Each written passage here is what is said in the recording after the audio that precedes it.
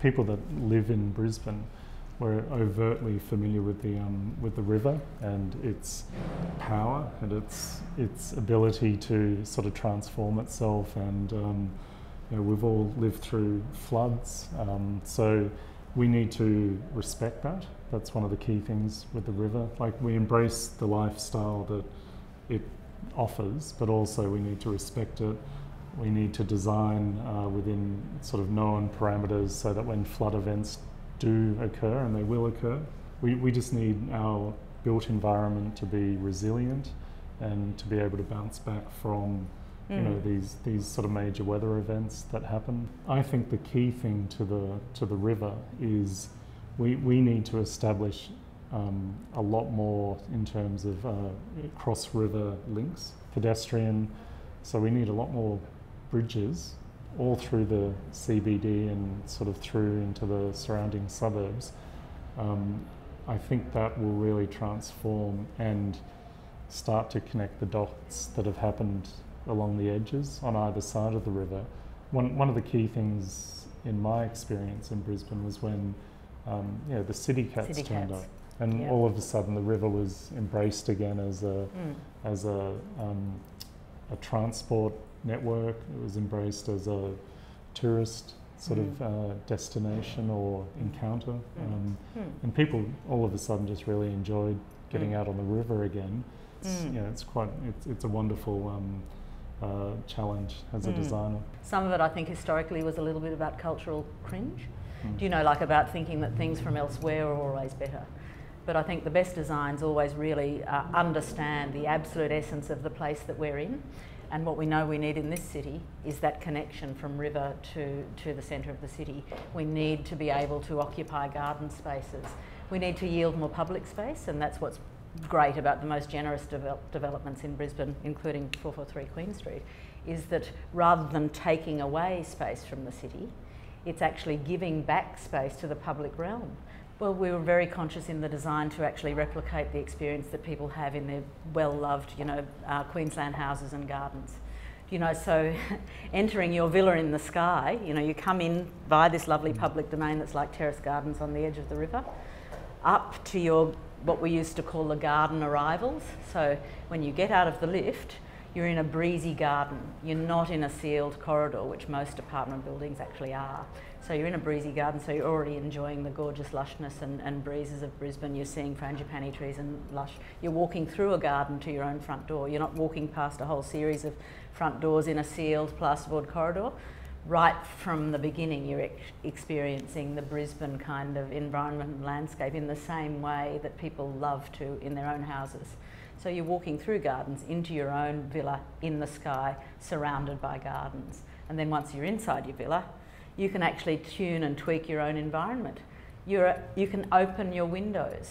And that is unbelievably such a rare experience in Brisbane. There isn't another apartment building like that. And so what we've created is, the similar experience that people have in beautiful Queensland houses and contemporary houses, villas within gardens, with the ability to actually live in them the way they want to. So they're not automatically sealed off from the breezes and environment just because they're in an apartment. They're engaged with it if they want to. So they can have natural ventilation through, they can admit the sun in, and they can live in their house as they would in a house, in a lush garden. So that is very powerful to do that, and to be able to do that in the centre of the city with remarkable views of the river and all of the vibrancy that central city life offers is going to be an amazing experience, we think, for the occupants. The cliffs were, a reference point aesthetically and in terms of the colour and the texture. So that's translated into a language that's used on the building. So, very, very real sort of, I guess, inspirational borrowing from the river's edge. So. And that's about, and this is what I think should happen generally in the city, that's actually about everything feeling as though it's natural and appearing as though it almost grows naturally out of this remarkable environment that we have. Where the problems exist in existing developments, and hopefully not in too many future ones, is where we seal ourselves off from the existing environment. So where we've imported building types from other places that were designed for, you know, freezing cold climates or super hot climates where it's appropriate to seal yourself off from the environment, that's completely inappropriate in Brisbane.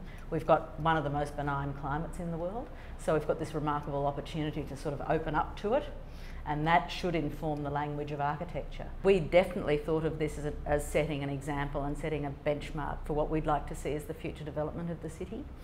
And we think that everyone else should be rising to that benchmark, and that the whole community will expect this level of quality now and this level of environmental responsiveness and sensitivity, and will not put up with bad design in future. This has risen, you know, raised the bar, and that was one of the reasons we felt it was such an important project. There were naysayers to start with. People would say, no, that's not possible, you won't be able to do it, you won't be able to afford it, all of that sort of thing. So we really all fought, you know, Cbus Property, the whole design team just kept fighting to prove that this is possible, because it will be transformative, you know, for the future development of Brisbane, and that's why we think it's also generous in terms of the community. Yeah. Importantly or uniquely, Brisbane is different to other capitals in Australia, and I know Cbus Property have sort of told us recently, you know, this development, whilst it can happen in Brisbane, it's unlikely to happen on this sort of scale in Melbourne or Sydney, for example. So property prices are, you know, too high in some of the southern cities, so you can't you know, invest in things like, you know, the facades and the greenery that we've been able to sort of deliver in this tower. So Brisbane is unique in that respect. So I think the opportunity for Brisbane to really transform itself is real. With its unique identity. Yeah. Yep.